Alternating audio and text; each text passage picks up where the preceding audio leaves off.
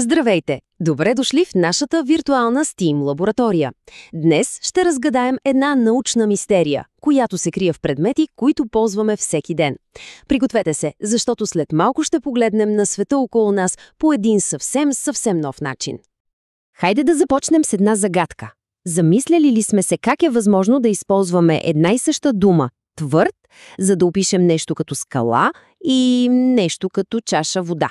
На пръв поглед звучи странно, нали? Но отговорът всъщност разкрива удивителни научни факти за материята. Ето и нашия план за действие. Първо, ще направим няколко прости теста, за да изследваме два напълно различни вида твърдост. След това ще видим как науката обяснява това, което сме видели, и накрая ще разберем как тези знания се прилагат в истинския свят. Добре, преди да се гмърнем в голямата загадка, трябва да започнем от основите. Нека първо си поговорим за характеристиките на нещата, които можем да видим и усетим със сетивата си. В науката тези неща се наричат наблюдаеми свойства. Помислете си за това като за събиране на улики. Цвят, текстура, гъвкавост. Всяко едно от тези свойства ни подсказва от какво е направен даден предмет и защо се използва точно за тази цел. Всъщност, точно така започва всяко научно изследване. И така, време е за първия ни експеримент. Нека измерим какво всъщност означава физическа твърдост. Или, по-точно казано, устойчивост на надраскване.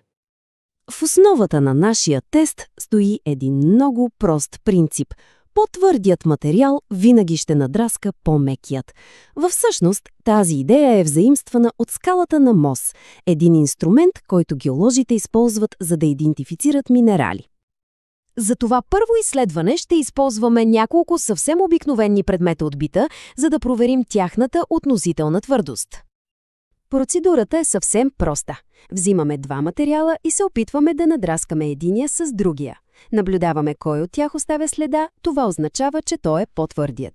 Като повтаряме това с всички предмети, накрая можем да ги подредим от най-мекия до най-твърдия. Обаче, устойчивостта на надраскване е само едната страна на монетата. Един материал може да е много твърд, но в същото време и доста крехък. Затова нека сега да разгледаме и друго важно свойство – гъвкавостта. Сега ще проверим доколко тези различни предмети могат да се огъват и усукват без да се счупят. За да можем да сравним резултатите, ще използваме ето тази проста скала. От 0, което означава никаква промяна, до 3 за неща, които се променят много лесно. И ето го и първият ни интересен резултат. Металната лъжица получава оценка 0. Тя нито се огъва, нито се усуква, което я прави най-малко гъвкавият материал в нашия тест, въпреки че е толкова здрава. Добре, досега бяхме в света на физиката и твърдите тела. Сега обаче правим рязък завой и се прехвърляме в света на химията, за да изследваме една течност, а именно водата. За последният ни експеримент ще проверим дали можем да направим водата твърда и ще наблюдаваме как точно това променя нейното поведение.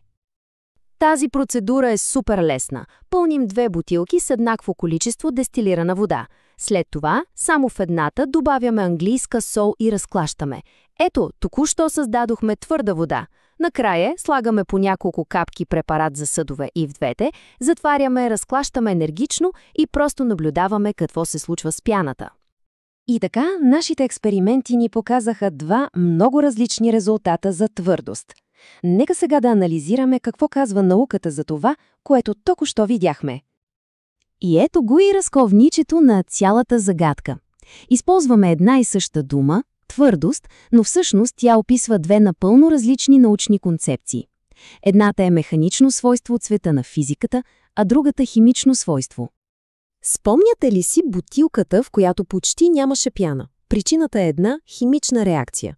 Магнезиевите иони от английската сол, която добавихме, реагират с сапуна и образуват неразтворима оттайка. Точно тази оттайка пречи на образуването на хубава, гъста пяна.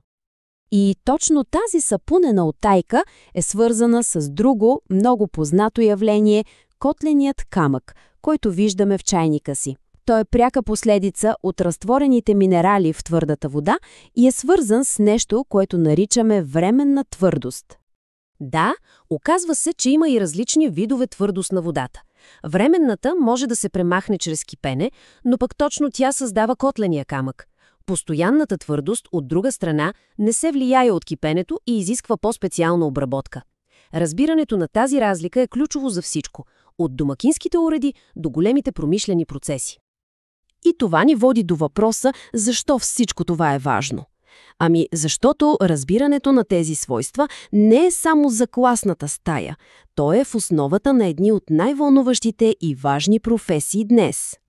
Да вземем, например, инженера по материалите. Това са хората, които създават материалите на бъдещето. Те прилагат принципите от нашите тестове за надраскване и огъване всеки ден, за да решат от какво да се направи всичко, от най-новия смартфон до космическите кораби.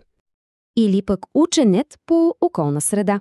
Тези специалисти използват познанията си по химия на водата, за да следят за качеството на нашите реки и езера и да защитават най-жизнено важния ресурс на нашата планета. Днес разкрихме двете лица на твърдостта, но светът около нас е пълен с точно такива невидими свойства, които само чакат да бъдат открити. Така че въпросът е, кое ще е следващото нещо, което ще изследваме?